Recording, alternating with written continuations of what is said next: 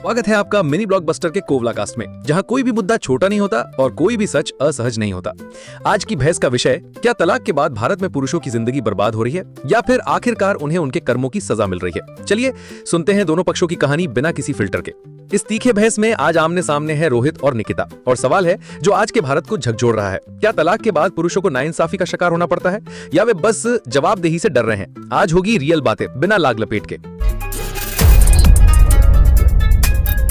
निकिता जी, मैं 3 साल से कोर्ट कचहरी के चक्कर काट रहा हूँ। मेरी पत्नी ने मुझ पर और मेरे बूढ़े माता पिता पर 498A के तहत झूठा दहेज का केस ठोक दिया।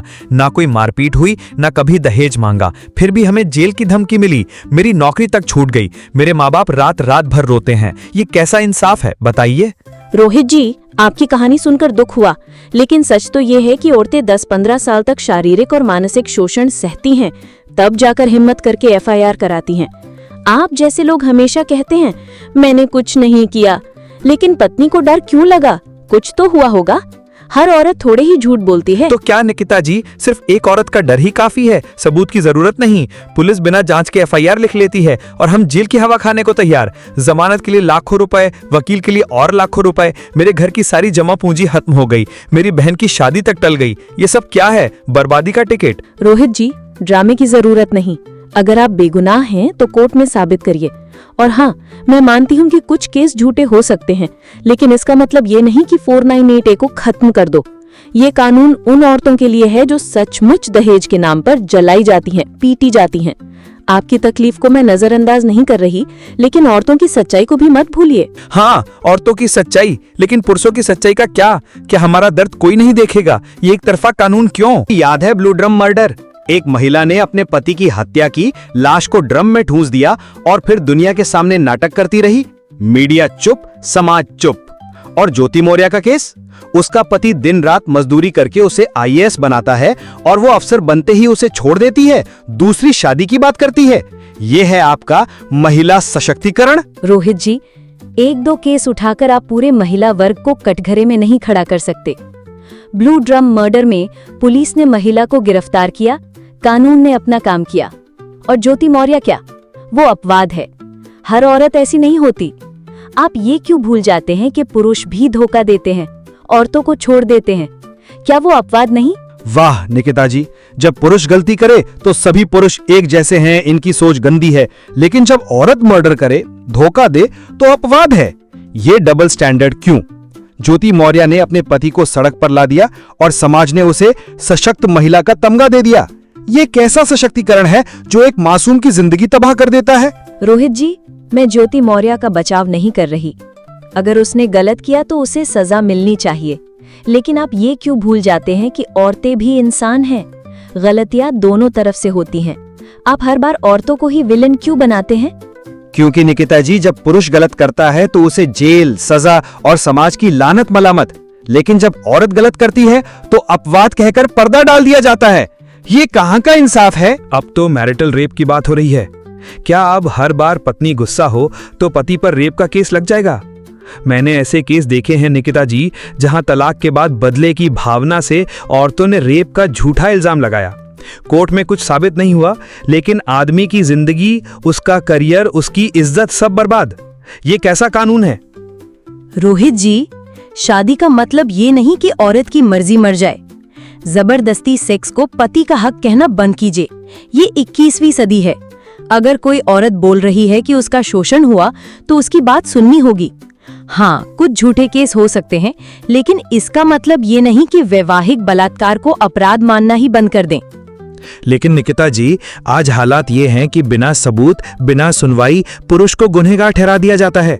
मेरे दोस्त ने तलाक मांगा तो उसकी पत्नी ने रेप का केस डाल दिया। 2 साल बाद कोर्ट ने उसे बरी किया, लेकिन तब तक उसकी नौकरी, उसकी शादी, उसका आत्मसम्मान सब खत्म। क्या ये इंसाफ है? रोहित जी, मैं आपके दोस्त की तकलीफ समझती हूँ, लेकिन औरतें सालों तक चुप रहकर रेप और टॉर्चर सहती आई हैं। अब जब वो बोल रही हैं तो आप उनका मजाक उड़ाना चाहते हैं। अगर कोई झूठ बोलता है तो कोर्ट उसका फैसला करेगा, लेकिन हर सच्ची आवाज को झूठ कहकर खारिज मत कीजिए। मैं सच्ची आवाज का विरोध नहीं कर रहा निकिता जी, मैं ये कह रहा हूँ कि पुरुषों की आवाज भी सुनी जाए। बिना सबूत के हमें जेल में क्यों ठूसा जाता है? क्या हमारी जिंदगी की कोई कीमत नहीं? मेरी पत्नी का अफेयर था निकिता जी। मैंने जब तलाक मांगा तो उसने मुझ पर दहेज, मारपीट और यहाँ तक कि रेप का केस डाल दिया। कोर्ट ने मुझे 25,000 रुपए महीना मेंटेनेंस देने को कहा। जो औरत मुझे धोखा दे उसी को मैं पालूं, ये कैसा इंसाफ है? मेरी कमाई, मेरी मेहनत सब उसी के लिए। निकिता जी, घरेलू हिंसा सिर्फ औरतों पर ही क्यों? इमोशनल अब्यूज, फाइनेंशियल ब्लैकमेल, झूठे केस, ये सब भी हिंसा है। मैंने ऐसे पुरुष देखे हैं जो हर दिन डर में जीते हैं कि कहीं पत्नी नया केस न डाल दे। क्या ये हिंसा नहीं? रोहित जी, मैं मानती हूँ कि घरेलू हिंसा कानून में सुधार की जरूरत है। पुरुषों के साथ होने वाली मानसिक हिंसा को भी पहचानना चाहिए। लेकिन आप ये क्यों भूल जाते हैं कि गांवों में, छोटे शहरों में औरतों को आज भी पीटा जाता है, जलाया जाता है। उनकी हालत अब भी बदतर है। लेकिन शहरों में एडुकेटेड औरतें अब कानून को हथियार की तरह इस्तेमाल कर रही हैं। पत्नी है तो शक्ति है का गलत फायदा उठाया जा रहा है। मेरे दोस्त की पत्नी ने उसे ब्लैकमेल किया, कहा तलाक देगा तो 498A डाल दूंगी। ये क्या है? अगर शक्ति नहीं तो? रोहित जी, हर केस को जनरलाइज मत कीजिए। हाँ, कुछ औरतें गलत कर सकती हैं, लेकिन इसका मतलब ये नहीं कि सारे कानून गलत है। औरतों को आज भी समाज में बराबरी नहीं मिली है। अगर कुछ पुरुषों के साथ गलत हो रहा है तो उसका हल निकालिए, लेकिन औरतों की लड़ाई को कमजोर मत कीजिए। मैं औरतों की लड़ाई के खिलाफ नहीं हूं निकिता जी। मैं सिर्फ ये कह रहा हूं कि पुरुषों का दर्द भी देखा जाए। क्या हमारी जिंदगी की कोई कीमत नहीं? एनसीआरबी का डेटा देखिए।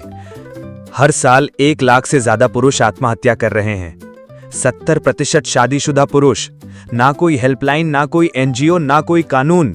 हमें हर तरफ से कुचल दिया जाता है। पत्नी के झूठे केस, कोर्ट की भागदौड़, समाज का ताना। क्या हम इंसान नहीं? रोहित जी, ये बहुत गंभीर मुद्दा है। मैं आपके दर्द को समझती हूँ।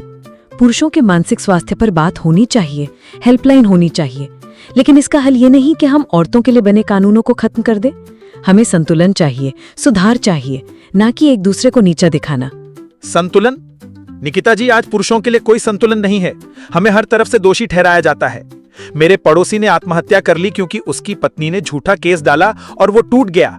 क्या उसकी जिंदगी की कोई कीमत नहीं थी? रोहित जी, हर जिंदगी कीमती है। पुरुषों की तकलीफ को नजरअंदाज नहीं करना चाहिए। लेकिन इसका हल ये नहीं कि हम औरतों की सच्चाई को दबाएं। हमें मिलकर एक ऐसा सिस्टम बनाना होगा जो दोनों के लिए इंसाफ दे। मैं सिर्फ यही चाहता हूं निकिता जी, इंसाफ। ना पुरुष को कुचला जाए, ना औरत को।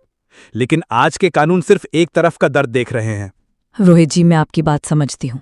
बदलाव की जरूरत है, लेकिन ये बदलाव नफरत से नहीं, समझदारी से आएगा।